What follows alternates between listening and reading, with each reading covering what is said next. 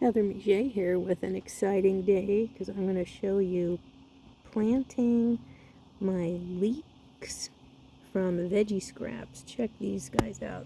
I think they're ready to plant. What do you think?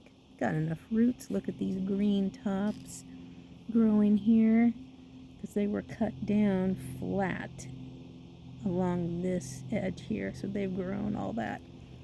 And it's just exciting. This is my leek container that I've been growing leeks in for years. Many of the leeks from scrap. So we're just gonna open up a little hole. I just dressed this with some compost, rabbit poop compost.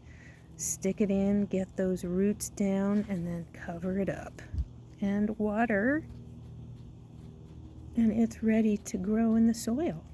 I'll do the same thing with the other one. Get these roots in. There you go.